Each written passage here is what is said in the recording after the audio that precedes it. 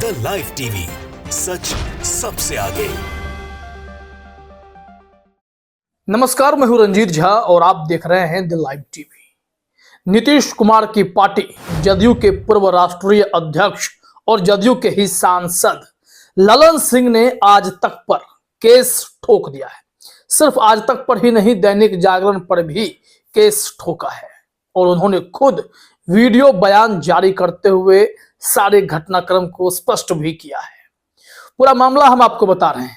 हो सकता है गोदी मीडिया को इस पर बुरा न फंसना पड़ जाए, क्योंकि मामला पटना के एक कोर्ट में जा पहुंचा है। हुआ क्या है आपको याद होगा, कुछ ही दिनों पहले की बात है कि कैसे नीतीश कुमार ने बिहार की सियासत में एक बार और पलटी मारी और वो वापस फिर बीजेपी के साथ मिल गए, तेजस्वी यादव को झटका दे दिया।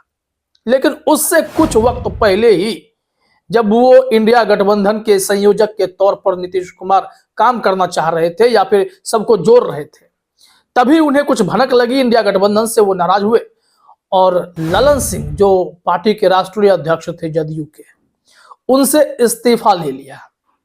उन्हें कहा कि अब आपको पद छोड़ने का वक्त आ गया है। ऐसे में आज तक या फिर दैनिक जागरण जैसे मीडिया ने खबर यह चलाना शुरू किया कि ललन सिंह और नीतीश कुमार के बीच रिश्ते ठीक नहीं हैं। ललन सिंह पार्टी तोड़ने की साजिश रच रहे थे। तमाम ऐसे गंभीर आरोप ललन सिंह पर लगे और ललन सिंह को इसी कारण से नीतीश कुमार के दबाव में इस्तीफा देना पड़ा। लेकिन ललन सिंह उस वक्त भी इस मामले का खंडन कर चुके थे और फिर से उन्होंने एक वीडियो बयान के जरिए तमाम स्थिति से अवगत कराते हुए जागरण और आज तक पर केस ठोका है। तो चलिए उनके ही हिसाब से समझते हैं कि मामला क्या है। क्या वाकई में ललन सिंह पर जो खबरें इन मीडिया हाउस ने छापे वो सच थे या फिर ललन सिंह जो कह रहे हैं वो सच है। तो पहला हिस्सा आप यह सुनिए। उनका कहना है कि उन्होंने स्वेच्छा से नीतीश कुमार को अध्यक्ष पद सौंपा था, इसमें ना कोई दबाव था, न इन्होंने कोई साजिश रची थी।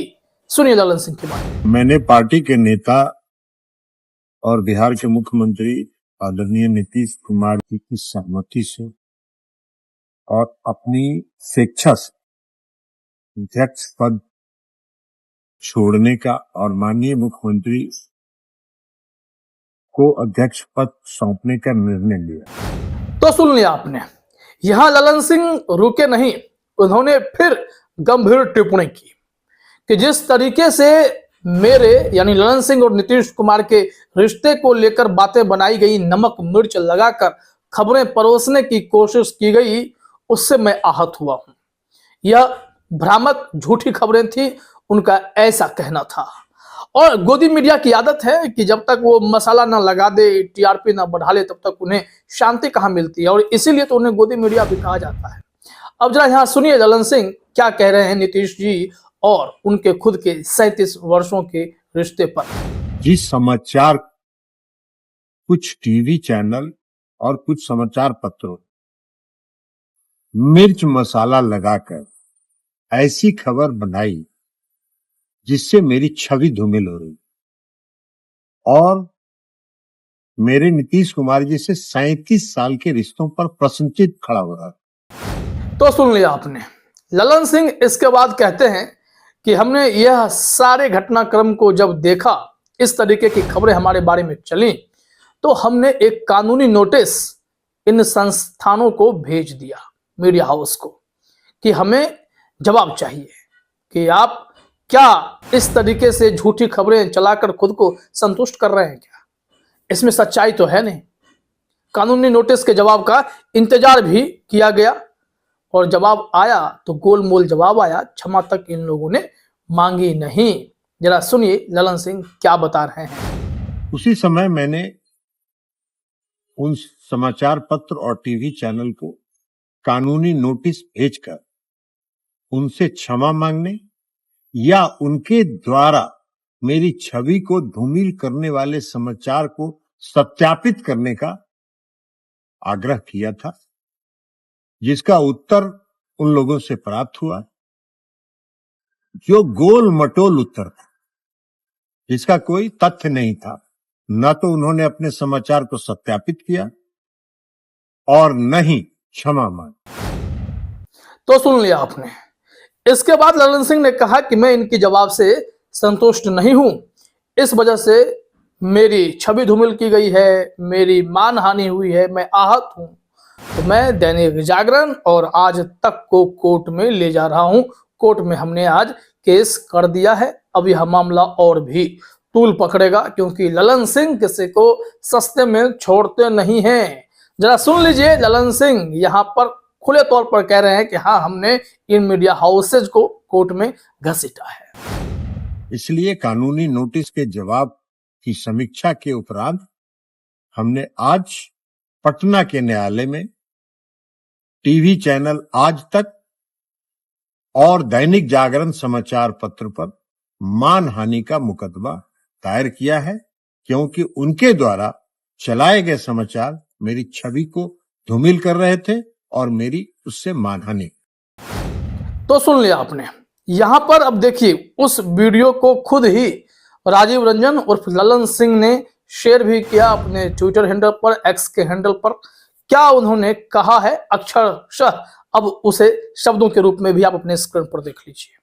उन्होंने लिखा, मैंने माननीय मुख्यमंत्री जी की सहमति एवं अपनी स्वेच्छा से अध्यक्ष पद को छोड़ने व माननीय मुख्यमंत्री जी को अध्यक्ष पद सौंपने का निर्णय लिया था, लेकिन इस देश के कुछ मीडिया हाउस ने मेरे और श्री नीतीश कुमार जी के 37 वर्षों के रिश्ते पर अनर्गल खबरें छापकर प्रश्न चिन्ह लगाने का असफल प्रयास किया।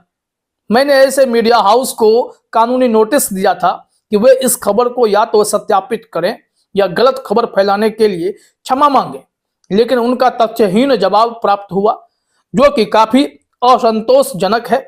उनके जवाब के आधार पर मैंने आज पटना के न्यायालय में आज तक टीवी चैनल एवं दैनिक जागरण समाचार पत्र पर मानहानि का मुकदमा दायर किया, क्योंकि उनके द्वारा चलाई गई खबर मेरी छवि को धूमिल कर रही थी और मेरी उससे मानहानि हुई है। ये ललन सिंह ने अक्षरशः अपने बयानों को टेक्स्ट के रूप में भी डाल दिया है, ताकि कोई कंफ्यूज ना हो ललन सिंह ने क्या फैसला लिया है। कुछ लोग तंज भी कस रहे हैं, ललन सिंह ने भले ही अध्यक्ष का पद छोड़ दिया, लेकिन मीडिया हाउसेज ने आरोप लगा दिए कि उनकी करीबी जो है, वो नजदीकियां जो हैं, वो लालू प्रसाद यादव के साथ बढ़ रही थी। ऐसे में नीतीश कुमार नाराज चल रहे थे। अब यहाँ इसको लेकर तौसीफ रजा ने ट्वीट में लिखा है, सर आपकी आवाज लोकसभा में गूंजती थी, एक समाजवादी नेता की तरह आप ही कहते थे कि ऐसी सरकार को उखाड़ फेंकना है। किस मजबूरी में आपकी आवाज दब गई है, ये तो आप ही बता सकते हैं। आप अपने दामन में दाग नहीं लगने दीजिए, बिहार की जनता को आपसे बहुत उम्मीदें हैं। तौसीफ रजा ने कहा, निश्चित तौर पर जिस तरीके से सदन में वो अमित शाह को या बीजेपी के बड़े बड़े नेताओं को खुले तौर पर बिना डरे सुनाते रहते थे, वो सबने देखा था, वो वीडियो क्लिप भी वायरल होता था। वही ललन सिंह आज बीजेपी के साथ हैं, नीतीश कुमार के साथ तो खड़े हैं ही, और अब उन गोदी मीडिया की क्लास भी लगा रहे हैं। लेकिन नीतीश कुमार पर हमेशा सवाल रहता है कि वो दल क्यों बदलते रहते हैं। ललन सिंह की भूमिका पर सवाल नहीं है, उन्होंने खुद को साफ बताया है। फिलहाल इस वीडियो में इतना ही। आप सभी का हमसे जुड़ने के लिए बहुत बहुत धन्यवाद। द लाइव टीवी, सच सबसे आगे।